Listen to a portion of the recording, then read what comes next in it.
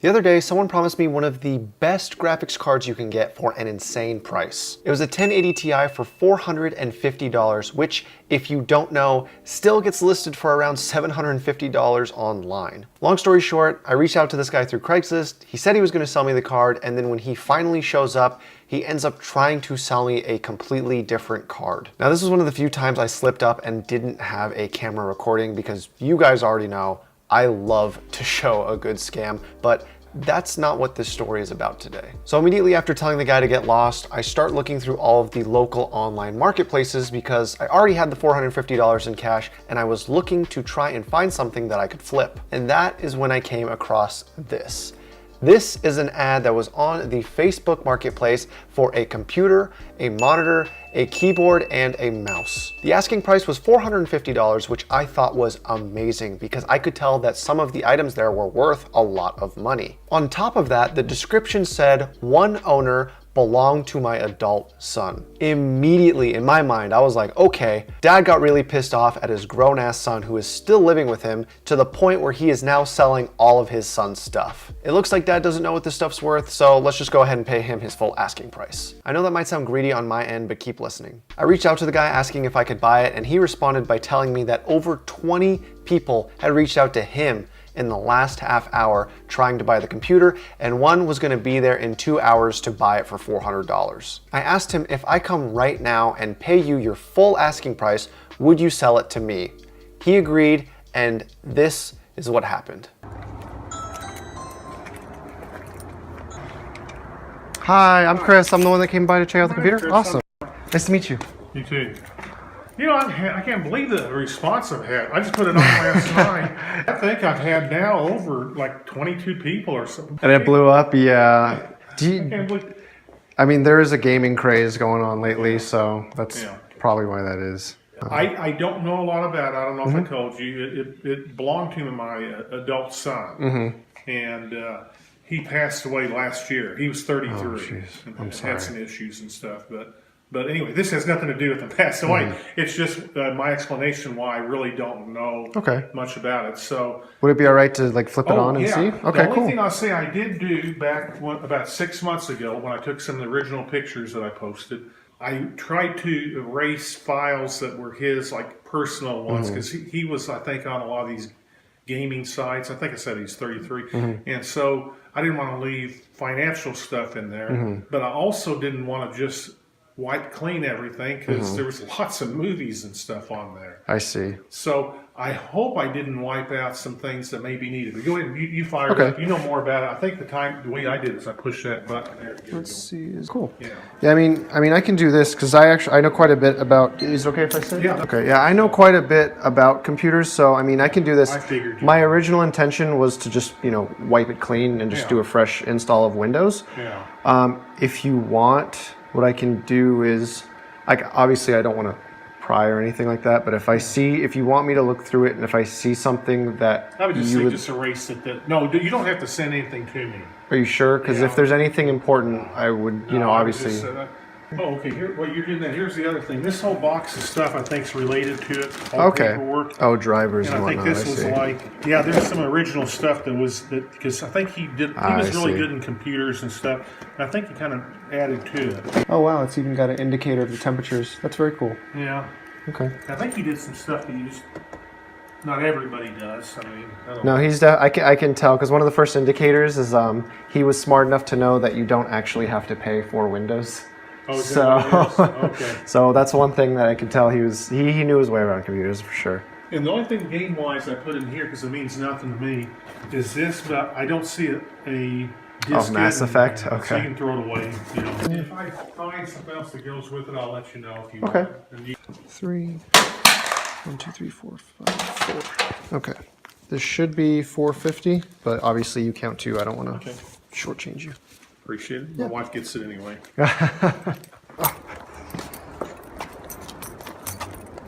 Oh my god, this is literally the heaviest computer I've ever had in my entire life. Yeah, you can just lay the box right here on top. That would be fine. Okay. And I'm going to set this actually in the front seat. I appreciate it again. Thank you. Thank you very much. I appreciate it. Have a good rest of the day. Bye-bye. All right, so we have the system. We got the monitor. the computer with all its accessories back there, and you know, I was kind of sad. I mean, I did not expect to be buying someone's computer who had passed away. I thought I was getting it from a dad who was like trying to punish his son, but you know, it turns out he's just getting rid of his stuff. So I think what we'll do to be as respectful as possible is I offered to look through, you know, the hard drives and send anything over to the father. So, you know, we'll try and do that. And if we find anything of importance, we'll send it over to his dad. So now that we got the system, let's head on back home.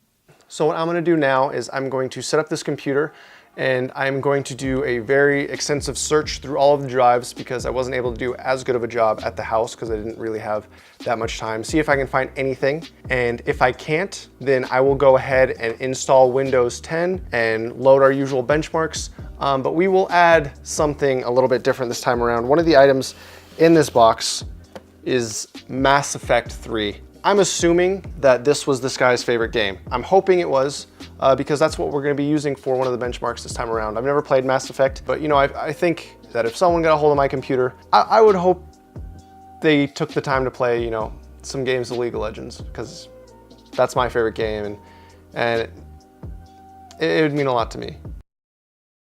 So I've spent the last 4.5 hours looking through all 6 drives in this computer, and I found some stuff that the parents might want, so I reached out to them through Facebook, and if they want it, I'll send it over, and if they don't, then I'm just gonna delete it out of respect. Aside from that, I finally had a chance to check what components are inside this system, and I'll tell you right off the bat, I am definitely impressed. Keep in mind, this computer was built around 5 years ago, and even today, this tower is still very relevant for any task like video editing, rendering, gaming, you name it. So I was actually able to check the components inside the system with a nice little program called CPU-Z.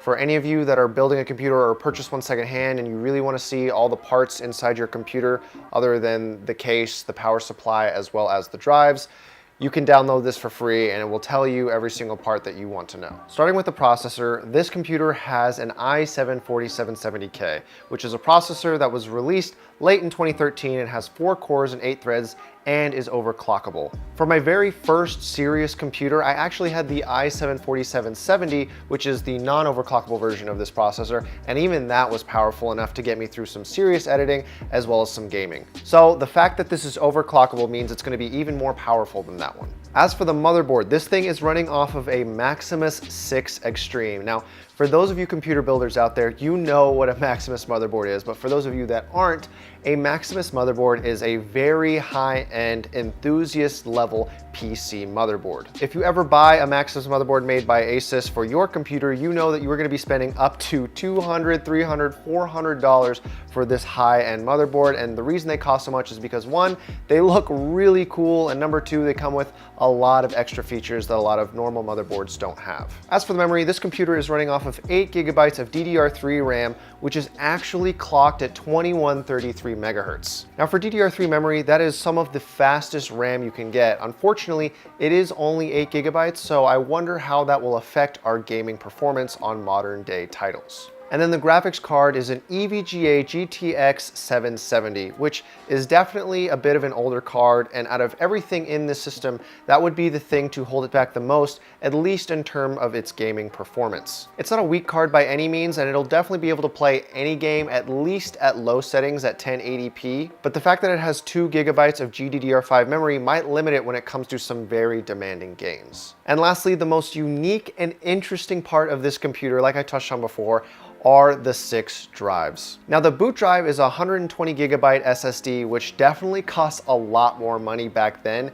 than it does today in 2018, where you can find them for like $20 to $30. The other 5 drives are hard disk drives, which vary in sizes. Without mentioning any of the personal information, a lot of the stuff I saw on there was music, movies, and games. And it's interesting. After I got to look through all of the stuff that he had and see how much of his interests overlapped with a lot of the stuff that I was into growing up and am still into now, I feel like I kind of got to meet him in a way, and it definitely made me, you know, come back kind of to the more sad feeling that I was having earlier in the making of this video, because this seems like a guy that I definitely would have got along with, and you know, at the very least, we have a lot of similar interests, and it's just, I don't know, it's a shame that I couldn't buy this computer from him, because, I mean, you know, there's not too much you can tell just from a person's interests, but from what I can see, he was a pretty cool dude, and you know, since we did have the same interests, I have to say that he is a cool dude. I mean, this guy had all of the shooter games that I grew up watching my older friends play because, one, I was too scared to play them, and two, my parents wouldn't buy them for me. So it was definitely a massive throwback going through all this stuff. Now, concerning the actual price of this tower, a lot of this stuff isn't actually available anymore for a regular sale, so it's kind of hard to give it an estimate based off of internet searches, but based off of the performance that it can output, if I were to give it an honest, fair valuation used, the tower itself is worth around $400. So if we were to add that up with the rest of this setup, right now, if I were to try and sell everything, I believe that I would get around $700 for all of it. So as you can see, this was a pretty good purchase, but anyways, enough of all that. It's time to check the benchmarks and see how this thing holds up on our tests.